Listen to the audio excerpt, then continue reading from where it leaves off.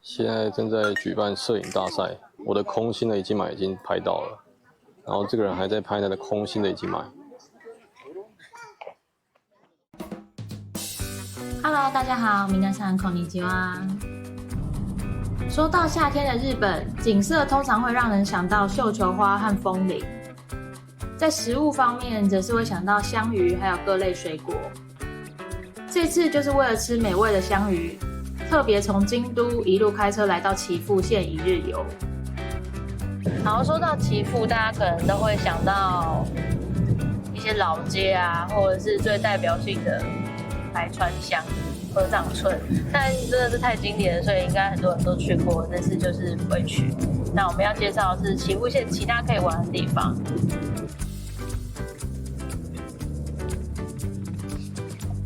哇，好漂亮哦！蛮虾，这么厉害，已经满了，哇哦！没想到这么早就被停车停满了，还有它旁边还有一些停车场，慢慢走就到它的那个公园。天气很好，但真的爆炸热。现在还好，感觉中午以后就超热。就是好像有一些登山的小步道可以走。岐阜城在那边看到了。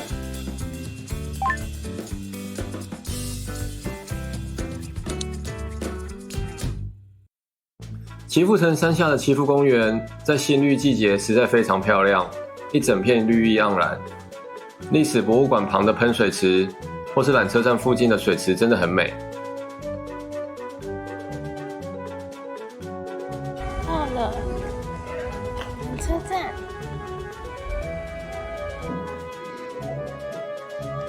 因为岐阜城是盖在金华山上，所以不搭缆车的话，就是要爬山。爬山健身也不错，但我们还是偷懒搭了缆车上下山。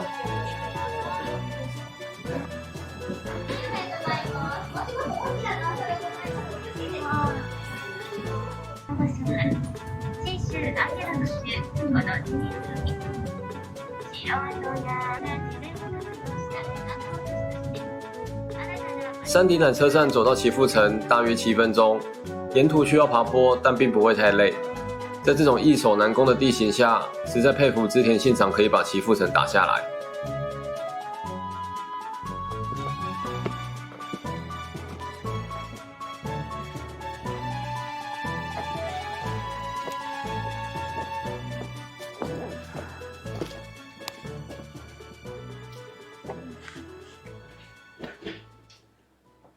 风景真好，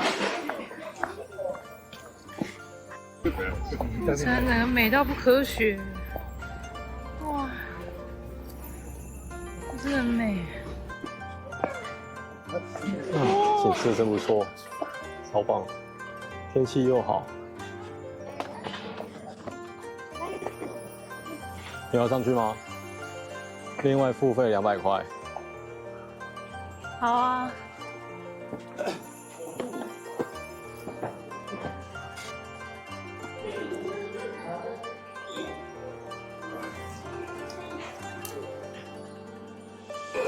是这样子哦。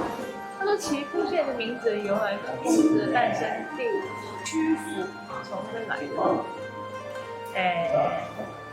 岐阜城内介绍了很多城堡本身的历史，也有展出许多文物。但最推荐的就是要登顶去看看它这边的风景。周边的岐阜市区还有长良川的景色非常的漂亮。这天天气非常好，甚至可以看到远处的名古屋高楼。这个方向吧。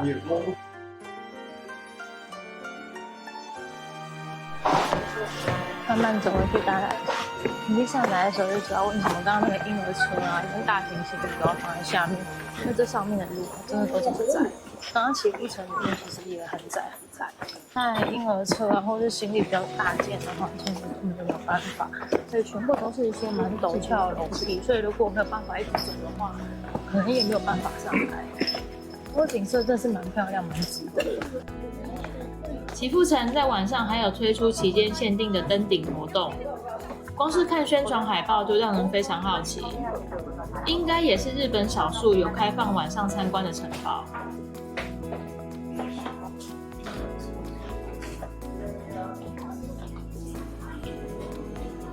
哦，台湾荔枝哎，一定爆！会吗？看起来还不错啊。来看啊，还不错。来，他这边说昆虫很多，但实际上上去之后，我觉得还好，就是跟台湾山差不多，没有到那么夸张。日本的夏天美食呢，很多人会先想要鳗鱼，但其实在鳗鱼之前呢，香鱼也是这个季节非常好吃的料理。所以我们今天呢，就是要去吃阿鱼，来查看看为什么。它其实是几个河川可能这几个河川它的水流比较干净，然后还有他们以前就是有在这边抓，然后比较代表的地方的话，就是我们这次要去的岐阜县，它有个地方叫做长两川，这个地方的香鱼就比较有名，说比较香，香りが高くて，而且还有塩焼き跟阿友的寿司，阿友的寿司还真的没吃过。一路上都是在看那种日本原风景，原来的原。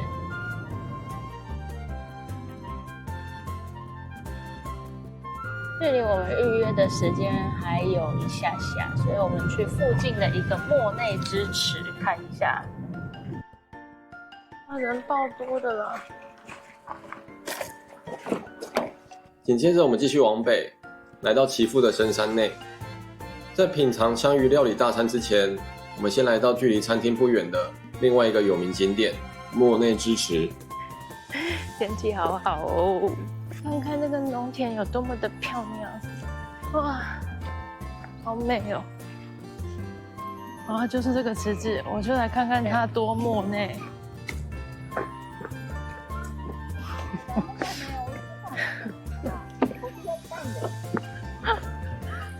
大家准备好了吗？大概是这么莫内了。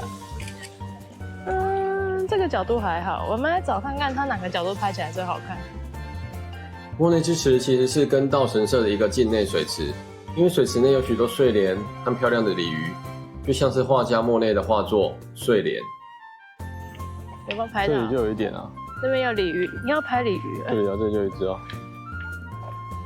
今天没有特别带什么厉害的相机，我们两个都是拿一样的 iPhone 手机，我们就来玩一个就是莫内之池摄影大会，来看看谁拍的照片比较好看。来不及了，最漂亮被我拍到。この瞬間应该就是它最漂亮的时候了，肥肥的鲤鱼游出来。其实莫内之池本身并没有非常大，但这里水质非常的清澈。一群人看着锦鲤在睡莲之间游来游去，一边赞叹好漂亮，一边狂拍照，其实也是蛮有趣的。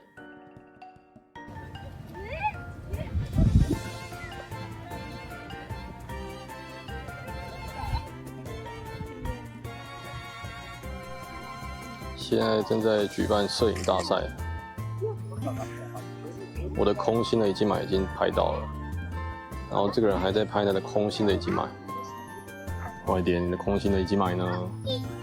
这选什么赢我？真的假的？你这那么厉害？不需要浪费大家的时间，好吗？先来给大家看看我的空心的一击买。噔噔，还有这一张，这样拍都拍得比你好。虽然这个池呢，本人是蛮普通的，这种会在那边看鱼在那边游来游去的这件事情，就很老人，很日本人。我跟你讲，我真的觉得超日本人，日本人就会就是很老人，就是跟古人赏枫啊，或者什么一样啊，看鱼儿在那边游来游去啊。哦，麦阿基要崩啦！多肉植物，我这干嘛？我那个鸡高啊的头都不可爱，我想帮他换一个可爱一点的啊。我都得盖你好玩一下。他们在看，因为应该是那边路很小，也没有什么地方可以停车啦。问一下，哇，全部开了，好漂亮哦！这次祈福之旅最主要的行程就是阿 U 鸭餐厅。其实这附近还有非常多香鱼餐厅，之所以会选择阿 U 鸭，是因为它的川床座位和景色。你有带现金购吗？有啊。一番奥の。啊，はい、ありがとうございます。ありがとうございます。嬉しい。こういうのいいね。除非是天气不好到发出自然灾害警报，餐厅基本上不接受预约后因为天气不好的取消。好喜欢这种位置哦。甘露煮でございます。柔らかく炊いてありますので、頭から丸ごと召し上がっていただきます。はい。ありがとうございます。我们这次来到的是一家叫阿 U 鸭的餐厅，然后它在距离莫内支持大概车程5分钟的地方。然后它这间餐厅是需要事先预约的，每天总共有3个时段，一个是11点，然后12点15分的，然后1点半的。然后它每个时段大概都是用餐时间1个小时左右。事前预约的时候，你可以需要先指定你要想要吃什么餐点，然后它总共有6个餐点。那我们这次是选 B course，3500块的，全部都是 RU 的料理，香鱼的料理。这次我们选择的是 B 套餐，3500日元，乍听之下有点贵，但其实有完整5只香鱼可以吃，算下来还蛮划算的。特别推荐的是他们的甘露煮，咸咸甜甜的酱汁，包含骨头都可以直接吃掉，真的是非常好吃。很好吃。唐揚げでございます。薄味ついておりますけども、薄いようでしたらお塩かけて。多美啊！第一瞬间我以为是盐烤，不是，它是卡拉面，所以它是炸香芋，一整只都下去炸的，超酥超顺。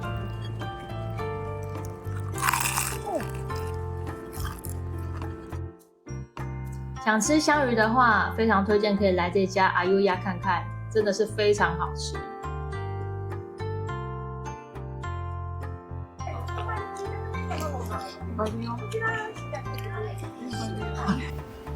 这个其实也是一个盐烤香芋，只不过它在盐烤后有在淋上他们自家生产的味噌。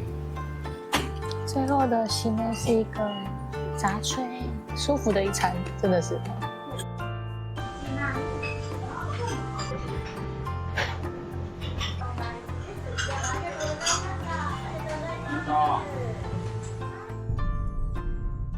最后我们来到有着岐阜马丘比丘之称的天空茶园。天空茶园没开车的话，基本上没有办法来，即使开车抵达，也还需要走单程20分钟的步道才有办法抵达观景点。对吧？太热了，接下来这天气很好，爆炸热。这里被称作岐阜的马丘比丘，但是要走大概20分钟。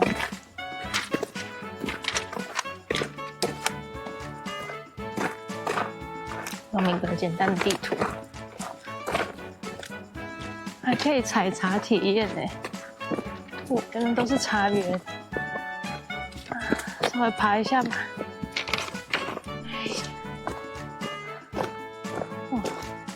这是认真爬山的路，还好吧？不好走。这边呢？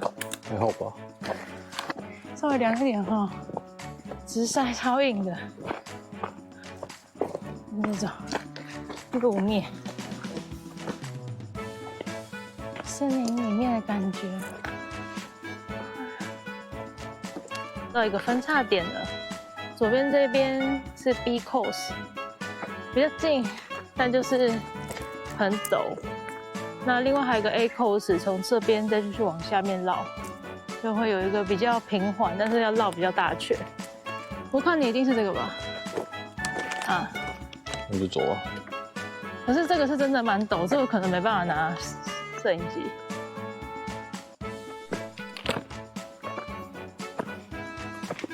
下来的时候绕大圈哈，就爬还可以，下来就有点陡。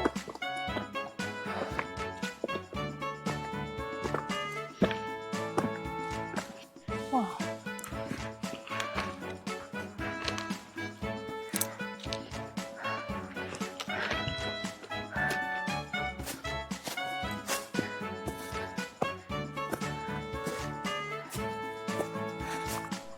就应该就是汇合地点 ，A、B 的汇合地点。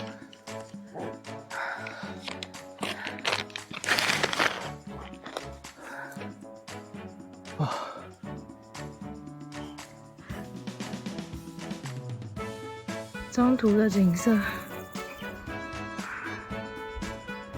这是很漂亮，可是不知道还没一半呢，加油加油！这 key point， 哇，确实是蛮厉害的。虽然没有真的马丘比丘的遗迹存在，但被群山环绕的天空茶园，还真的有这么一点点像马丘比丘的景色。虽然流了满身汗，但是看到这么美丽的天空茶园景色，也算是非常值得。看一下，景点，有个大暴汗，但是都在那个反光好，风车啊，电扇给你。稍微吹一下吧。走下来了。因为我们实际走完的时候，发现你走到 A course 比较平的话，但其实上面最陡那边其实是连在一起的，所以没有比较快，我觉得没有比较好啦，差不多。这一段虽然这边一开始有点陡，但是撑一下就过了，到最后还是都是要爬的。下来比较恐怖一点，慢慢走就好。不过景色是真的很漂亮，很值得。岐阜的马丘比丘，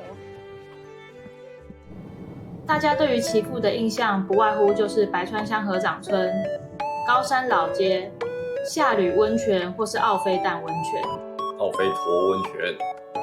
但其实岐阜还有很多有趣的小景点和美食，有机会也可以开车来看看岐阜美丽的乡下风景哦。